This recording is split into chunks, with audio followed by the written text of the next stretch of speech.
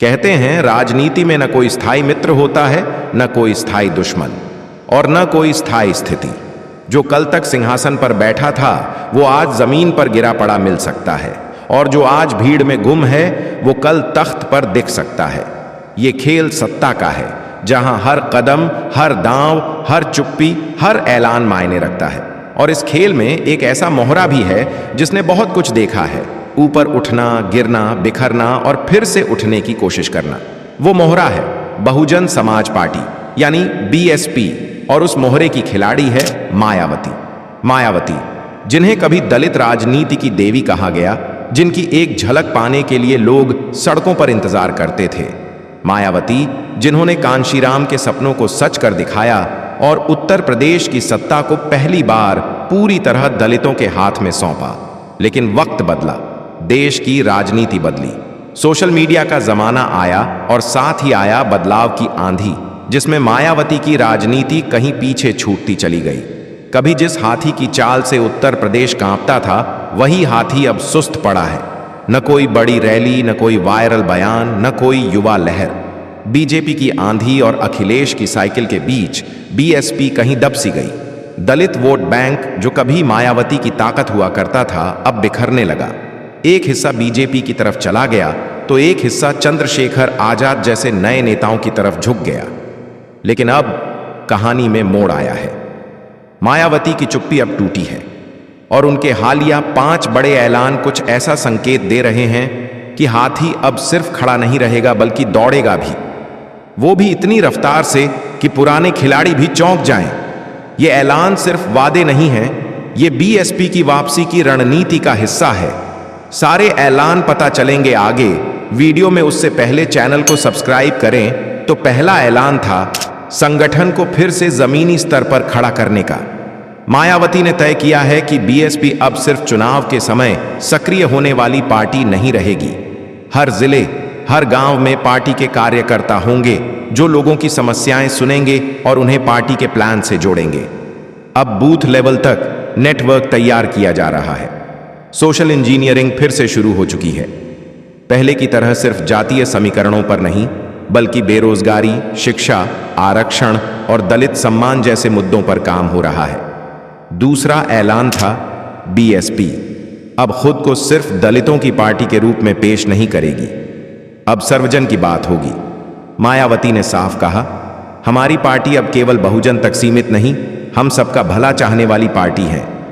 यही वो लाइन है जिसने 2007 में उन्हें पूर्ण बहुमत की सरकार दी थी, और अब फिर से उसी लाइन पर वापसी हो रही है। ब्राह्मण सम्मेलन, पिछड़ा वर्ग सम्मेलन, मुस्लिम संवाद, ये सब शुरू हो चुके हैं। पार्टी का रंग भले नीला है, पर उसका लक्ष्य अब हर रंग को अपने झंडे में समेटना है। तीसरा बड़ा कदम, जो शायद अब तक सबसे ज्यादा नजरअंदाज किया गया था, वो है डिजिटल युग में खुद को ढालना। बीएसपी अब सोशल मीडिया को हथियार बना रही है। पार्टी के ट्विटर, फेसबुक और यूट्यूब चैनल्स फिर से एक्टिव हुए हैं। हर दिन नए पोस्ट, पुराने भाषणों की clippings, graphics, social media campaign, सब चल रहा है। मायावती का ऑफिस अब सिर्फ पत्रकारीय जवाब तक सीमित नहीं रहा, अब वो ट्रेंड बनाना भी सीख रहा है। और यह मायावती के लिए बड़ी बात है, क्योंकि सोशल मीडिया ही आज का चुनावी मैदान है। अब इस बदलाव की सबसे बड़ी मिसाल है मायावती का चौथा ऐलान, जो था बीएसपी को राज्य की सीमा से निकालकर राष्ट्रीय फलक पर लाना। मायावती ने साफ कहा कि अब समय आ गया है कि बीएसपी को एक बार फिर पूरे देश में फैलाया जाए। सिर्फ उत्तर प्रदेश ही नहीं, बल्कि पंजाब, राजस्थान, मध्य प्रदेश, बिहार, महाराष्ट्र, कर्नाटक, झारखंड और यहां तक कि गुजरात तक हर राज्य में बीएसपी के पुराने नेताओं को फिर से सक्रिय किया जा रहा है। युवा चेहरों को आगे लाया जा रहा है। पढ़े लिखे, सोशल मीडिया फ्रेंडली, जमीनी नेताओं को संगठन में जगह मिल रही है, और इसका असर भी दिख रहा है। महाराष्ट्र में दलित युवाओं की मीटिंग्स में बीएसपी के झंडे फिर से लहराने लगे हैं। बिहार में नए संगठन बन रहे हैं। मध्य प्रदेश में भीम रैली की तैयारी शुरू हो चुकी है। और फिर आता है 5वां और सबसे महत्वपूर्ण ऐलान। मायावती ने कहा है कि अगर बीएसपी सत्ता में आती है तो देश में दलित पिछड़ा सशक्तिकरण के लिए एक अलग मंत्रालय बनाया जाएगा। ये मंत्रालय सिर्फ आरक्षण की बात नहीं करेगा, बल्कि दलितों के लिए शिक्षा, सुरक्षा, स्वास्थ्य और सम्मान से जुड़े मुद्दों पर काम करेगा। ये ऐलान सुनकर राजनीति में बवाल मच गया। बीजेपी ने कहा कि यह महज चुनावी वादा है। कांग्रेस ने इसे मायावती की हताशा बताया, लेकिन सोशल मीडिया पर दलित युवाओं ने इसे क्रांतिकारी ऐलान कहा। और यही मायावती चाहती थी, जनता को एक नया सपना देना, एक नया विजन देना। अब ये सारे ऐलान अचानक क्यों? क्या मायावती को सत्ता की भूख फिर से जगा रही है, या फिर उन्हें लग रहा है कि अब नहीं तो कभी नहीं? असल में मायावती को यह बात अच्छे से समझ आ गई है कि दलित वोट बैंक अब बिखर चुका है। बीजेपी ने हिंदुत्व और राष्ट्रवाद के नाम पर एक बड़ा हिस्सा अपने साथ जोड़ लिया है। चंद्रशेखर आजाद जैसे युवा नेता सोशल मीडिया और आक्रामक तेवरों के जरिए युवा दलितों को आकर्षित कर रहे हैं। कांग्रेस भी अब सोशल जस्टिस की बात कर रही है। ऐसे में मायावती अगर अब चुप रहीं तो शायद उनका नाम इतिहास की किताबों तक ही सीमित रह जाए। लेकिन मायावती इतिहास नहीं बनना चाहती, वो फिर से इतिहास बनाना चाहती हैं। और इसके लिए उन्होंने सिर्फ ऐलान ही नहीं किए, बल्कि जमीन पर काम शुरू कर दिया है। पार्टी की बैठकों में अब बूढ़े नेताओं की जगह युवा चेहरे दिखने लगे हैं। सोशल मीडिया पर बीएसपी से जुड़े ग्राफिक्स वायरल हो रहे हैं। टिकट वितरण की प्रक्रिया को पारदर्शी बनाने की बात हो रही है। और सबसे अहम, बीएसपी अब गठबंधन की राजनीति से दूरी बनाकर अकेले चुनाव लड़ने का साहस दिखा रही है, क्योंकि मायावती को पता है गठबंधन के भरोसे रहना मतलब अपनी पहचान खो देना। 2019 में सपा के साथ गठबंधन कर उन्होंने देखा था कि कैसे पूरा फायदा अखिलेश को मिला और बीएसपी खाली हाथ रह गई। इस बार वो गलती दोहराना नहीं चाहती और इसी कारण उन्होंने साफ कहा है, बीएसपी अब आत्मनिर्भर राजनीति करेगी। लेकिन सिर्फ ऐलान और रणनीति से कुछ नहीं होता। जमीन पर पकड़ बनानी होती है, जनता से सीधा जुड़ाव चाहिए होता है। और यही है मायावती की सबसे बड़ी चुनौती, क्योंकि अब जो जनता है वो 90 की नहीं रही। आज की जनता व्हाट्सएप यूनिवर्स में जीती है, ट्विटर के ट्रेंड्स में बहती है और रील्स के जरिए नेताओं को परखती है। ऐसे में मायावती की पारंपरिक राजनीति अगर खुद को अपडेट नहीं करेगी तो जनता उन्हें पुरानी किताब समझकर किनारे रख देगी। मगर इस बार जो संकेत मिल रहे हैं वो अलग हैं। अब भाषणों में जोश है, कैमरे की तरफ सीधी नजर है और शब्दों में आक्रामकता लौट आई है। दलितों को अब और नहीं दबने दिया जाएगा। बीएसपी को कमजोर मत समझो। जो लोग हमारी चुप्पी को कमजोरी समझते हैं वे जल्दी ही पछताएंगे। ऐसे कई बयान मायावती ने हाल में दिए हैं जो पहले की तुलना में काफी मुखर हैं। और यह मुखरता सिर्फ बोलने तक सीमित नहीं है। अब बीएसपी की महिला विंग भी एक्टिव हो रही है। कॉलेजों और यूनिवर्सिटीज में युवाओं के बीच बीएसपी की आइडियोलॉजी पहुंचाने के लिए खास टीमें बनाई गई हैं। जय भीम, सोशल आर्मी जैसे डिजिटल ग्रुप्स अब पार्टी के लिए फ्री में डिजिटल कैंपेन चला रहे हैं। ये सब संकेत हैं कि हाथी जाग चुका है। और जब हाथी उठता है तो सिर्फ चलता नहीं है, वो पूरे जंगल को हिला देता है। अब सवाल ये उठता है, क्या ये ऐलान वाकई बीएसपी को उस मुकाम तक ले जाएंगे जहां वो पहले थी? देखिए, राजनीति में वापसी आसान नहीं होती, खासकर तब जब आपकी पार्टी सालों तक सोई रही हो। लेकिन मायावती के पास एक ऐसा पूंजी है जो किसी और नेता के पास नहीं, भरोसा। दलित समाज के बड़े हिस्से को आज भी लगता है कि अगर कोई उनका सम्मान कर सकता है तो वो मायावती ही हैं। ये भरोसा भले डगमगाया हो पर पूरी तरह टूटा नहीं। और यही है बीएसपी की सबसे बड़ी ताकत। दूसरी बात, मायावती अब पहले जैसी एकला चलो वाली नेता नहीं रही।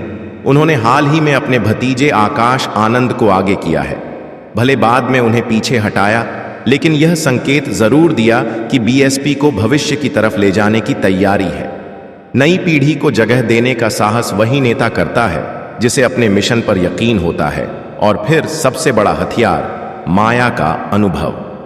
4 बार उत्तर प्रदेश की मुख्यमंत्री रह चुकी हैं, प्रशासन चलाना जानती हैं, कानून व्यवस्था कैसे कसी जाती है ये दिखा चुकी हैं। उनके कार्यकाल को आज भी नॉनसेंस सीएम के रूप में याद किया जाता है।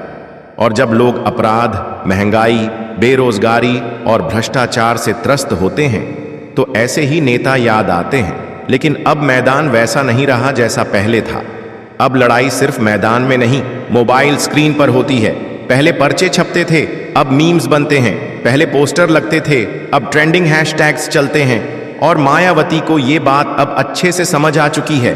तभी तो उन्होंने पार्टी के अंदर एक अलग डिजिटल सेल बनाने का ऐलान किया है, जो सोशल मीडिया ट्रोलिंग का जवाब दे, गलत जानकारी को काटे और बीएसपी की बात को वायरल करे। आज अगर कोई नेता वायरल नहीं है तो वो भले जमीनी हो, लेकिन लोगों के दिमाग में नहीं बैठता। और मायावती अब ये भूल दोहराने को तैयार नहीं है। उन्होंने खुद स्वीकार किया है कि सोशल मीडिया की उपेक्षा ने पार्टी को नुकसान पहुंचाया, पर अब वो उस गलती को सुधारना चाहती हैं। अब ट्विटर पर पार्टी के सभी बड़े नेताओं को एक्टिव किया गया है। ग्राफिक्स, वीडियो, स्लोगन सब कुछ डिजिटल टूल से चल रहा है। अब बात करते हैं उन चेहरों की जो मायावती के इन ऐलानों को जमीन पर उतारने में मदद कर रहे हैं। कुछ पुराने वफादार नेता जैसे सतीश चंद्र मिश्रा तो हैं ही, लेकिन अब नए चेहरों में ऐसे युवा सामने आ रहे हैं जो दलित समाज से आते हैं, पढ़े लिखे हैं और जोश के साथ जनता से जुड़ रहे हैं। इनमें से कई यूट्यूबर्स, डिजिटल एक्टिविस्ट और सामाजिक कार्यकर्ता हैं जो अपनी पहचान पार्टी के साथ जोड़ चुके हैं। इससे एक बात साफ है, बीएसपी अब फिर से ग्रास रूट्स पर लौट रही है। गांव, कस्बों, मोहल्लों और नगर निगम तक सब जगह पार्टी की पैठ बन रही है। और ये काम शांति से हो रहा है, बिना ढोल नगाड़े, बिना हो हल्ला, लेकिन पूरे प्लानिंग के साथ। अब ये पूरा अभियान किस ओर जाएगा ये तो वक्त बताएगा, लेकिन एक बात साफ है, मायावती अब एक नए अवतार में लौट रही है। न सिर्फ एक पुराने नेता के रूप में, बल्कि एक नई सोच वाली रणनीतिकार के रूप में, जो जानती हैं कि अब वक्त का खेल बदल गया है और उस खेल को जीतने के लिए पुरानी चालें नहीं, नई रफ्तार चाहिए। इस रफ्तार का नाम है संगठन विस्तार, डिजिटल आक्रामकता, सर्वजन की बात, युवा शक्ति और सबसे बड़ी बात, आत्मसम्मान। क्योंकि मायावती के लिए राजनीति सिर्फ सत्ता का खेल नहीं है, ये एक मिशन है, कांशीराम का अधूरा सपना है। और जब तक वो सपना पूरा नहीं होता तब तक मायावती थमने वाली नहीं। तो अब जब हाथी फिर से चल पड़ा है, जब उसकी चाल में फिर से रफ्तार आ रही है, तो ये तय है कि 2027 का चुनाव सिर्फ बीजेपी बनाम विपक्ष नहीं होगा। ये मुकाबला मायावती बनाम हर वो ताकत होगी जो दलितों की आवाज को दबाना चाहती है। और तब देखना, ये सुस्त हाथी सिर्फ चलेगा नहीं, गरजेगा भी। आपको क्या लगता है, हाथी उठेगा? कमेंट में जरूर बताइए और चैनल को सब्सक्राइब करना ना भूलें।